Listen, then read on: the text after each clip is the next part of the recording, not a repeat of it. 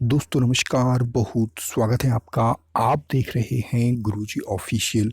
और इस वीडियो में मैं आपको बताने जा रहा हूं कि अगर आप बैचलर ऑफ इंजीनियरिंग यानी कि बीई किए हुए हैं, बैचलर ऑफ टेक्नोलॉजी बीटेक है आपके पास, बीकॉम यानी बैचलर ऑफ कॉमर्स आपके पास है, बीएड आपका 2 वर्षीय है और आप फॉर्म नहीं फिलअप कर पा रहे हैं, सोच रहे हैं कि क्या भरें ऑप्शन में, तो ये सभी जानकारी मैं आपको यहाँ पर दूंगा।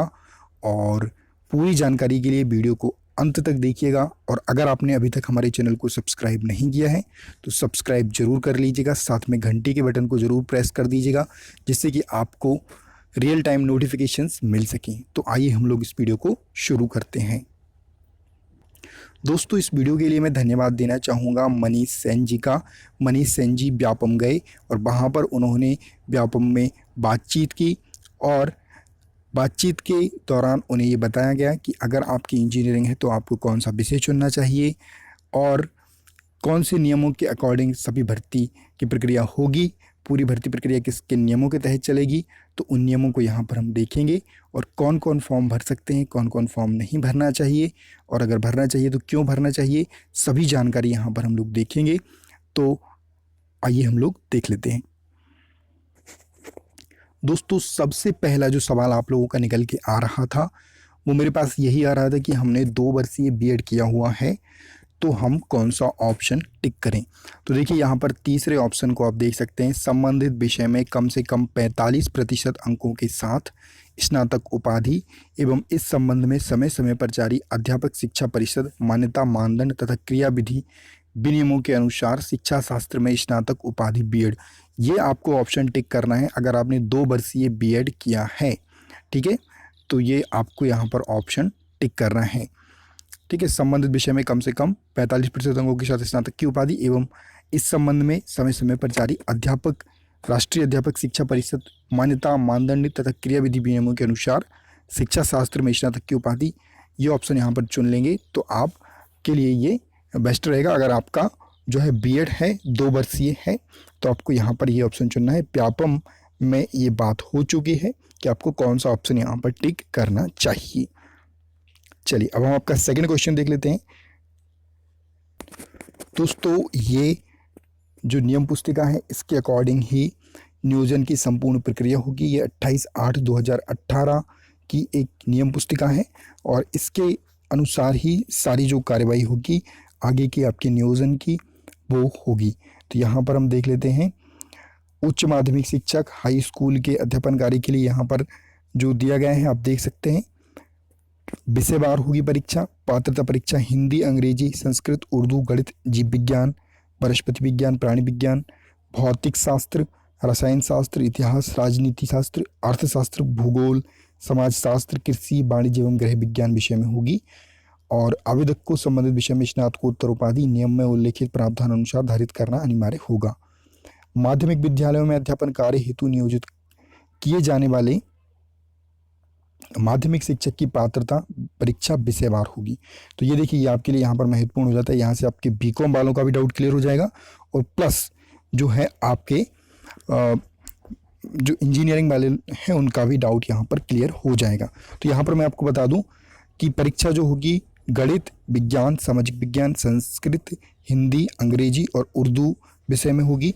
तो इन विषयों के लिए परीक्षा होगी आपकी माध्यमिक शिक्षक की। अगर हम बात करें गणित विषय अंतर्गत अभ्यर्थी को गणित अथवा भौतिक शास्त्र अथवा इंजीनियरिंग विषयों के साथ स्नातक उपाधि धारित करना अनिवार्य होगा। तो यहाँ पर इसको ध्यान से पढ़िएगा आप लोग, गणित अथवा भौतिक शास्त्र अथवा इंजीनियरिंग, मतलब अगर इंजीनियरिंग है तो भी आप गणित विषय के लिए आवेदन कर सकते हैं। प्लस आपको यहाँ पर बीएड हो, इंजीनियरिंग प्लस बीएड तो ही कर सकते हैं। अगर इंजीनियरिंग है अकेली तो नहीं कर पाएंगे, इंजीनियरिंग प्लस बीएड अगर है तो आप आवेदन कर सकते हैं। चलिए यहाँ पर आगे अगर हम बात करें तो विज्ञान विषय अंतर्गत रसायन शास्त्र, वनस्पति विज्ञान, प्राणी विज्ञान, माइक्रोबायोलॉजी, बायोटेक्नोलॉजी, बायो इन्फॉर्मेटिक्स में से किन्हीं 2 विषयों के साथ स्नातक उपाधि धारित करना एवं सामाजिक विज्ञान विषय अंतर्गत इतिहास, राजनीति शास्त्र, अर्थशास्त्र, भूगोल, समाजशास्त्र एवं वाणिज्य विषय में से किसी एक विषय के साथ स्नातक उपाधि धारित करना अनिवार्य होगा।